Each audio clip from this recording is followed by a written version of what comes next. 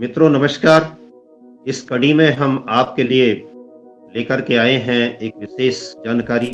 नंद वंश का साम्राज्य महाभारत के पश्चात का जो भारत बना वो 1664 ईस्वी से 1596 ईसा पूर्व, ईस्वी नहीं, इतने ईसा पूर्व भारतवर्ष में जो शासन चल रहा था वो था नंद वंश का शासन। महापद्म नंद इसके संस्थापक। अब आप देखिए, ईसा पूर्व 322 तक लगभग इसका शासन रहा। तो 1664 में ईसा पूर्व यदि इसकी स्थापना हुई तो 1300 वर्ष से अधिक तक ये राज्य करता था। एक वंश। इससे अब आप अनुमान लगाइए कि भारतवर्ष में चाहे मुगल हों, चाहे उससे पहले के तुर्क हों, चाहे उससे आगे चल कर के अंग्रेज हों, किसी का भी शासन इतनी देर तक निरंतर नहीं चला। और राज्य चलने का सबसे प्रमुख आधार यह होता है कि जो शासक या जो राजवंश मानवतावाद को धारण करके इस राज्य करते हैं, नैतिकता को धारण करके राज्य करते हैं, धर्म की मर्यादा का पालन करते हुए राज्य करते हैं, उनके राज्य स्थायी होते हैं।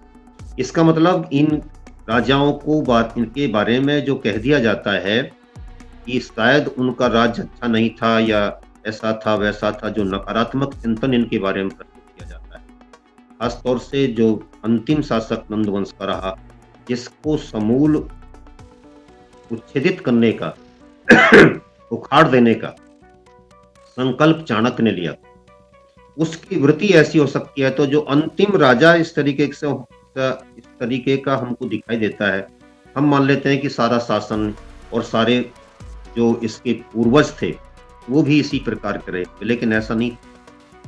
दीर्घ काल तक उन्होंने शासन किया तो इसका अभिप्राय था कि उन्होंने अपने आप को बहुत अधिक संतुलित रखा था, मर्यादित रखा।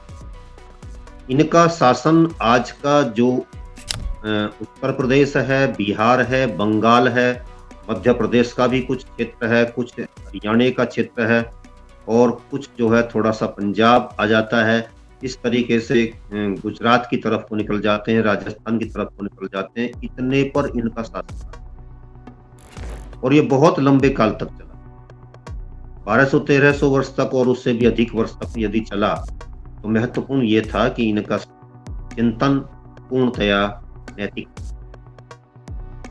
अब हमारे यहाँ पर जो मुगल शासक हुए या मुसलमान शासक दूसरे हुए तुर्क सल्तनत काल में, उनका यदि कोई संघर्ष होता है और मानवीय दृष्टिकोण से होता है तो उनको तो हम बहुत अधिक तरजीह देते हैं, प्राथमिकता देते हैं, उनकी बातों को बढ़ा चढ़ा करके इस इतिहास में हमारे में प्रचलित किया गया। लेकिन यदि इस शासन को देखें हम तो इसमें देखते हैं कि ये केवल और केवल सबका साथ और सबका विकास की मानवीय सोच के आधार पर आगे बढ़ रहे हैं, उसी के आधार पर काम कर रहे हैं।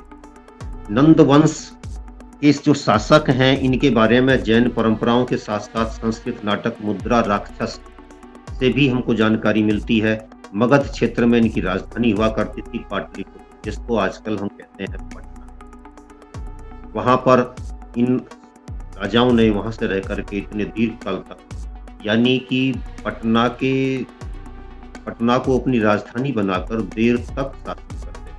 तो पटना 1000 वर्ष से अधिक तक इस देश की राजधानी रहने का सौभाग्य रखती है, गौरव रखती है। इसके बाद मौर्य साम्राज्य के संस्थापक चंद्रगुप्त मौर्य और उनके गुरु चाणक्य ने अंतिम नंद शासक को पराजित कर उसे सत्ता से हटा दिया था। ये इतिहास का एक ऐसा प्रमाण है और एक ऐसा तथ्य है जिसको हम खूब अच्छी तरीके से समझते हैं। लेकिन जब उसको उखाड़ा गया था तब उसकी नीतियां बहुत ही अधार्मिकता समाज में फैल गई थी। और जब राजा ही उदंडी हो जाए, अनीति और अधर्म का समर्थक हो जाए, तब उसके साथ में ऐसा ही बर्ताव करने का आदेश भारतीय परंपरा देती है। क्योंकि हमारे यहाँ पर कहा जाता है कि शस्त्रेण रक्षिते राष्ट्रे तब शास्त्र चर्चा प्रवर्तते। शस्त्र से राष्ट्र की रक्षा होती है तभी शास्त्र चर्चा संभव है।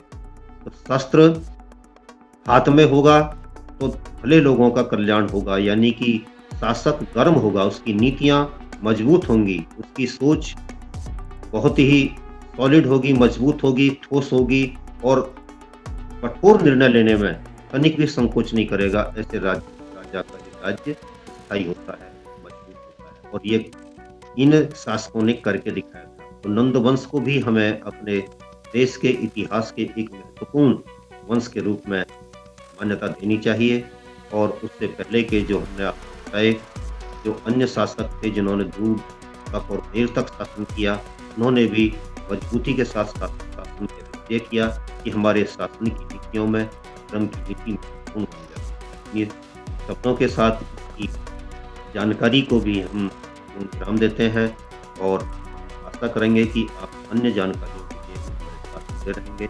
जय हिंद।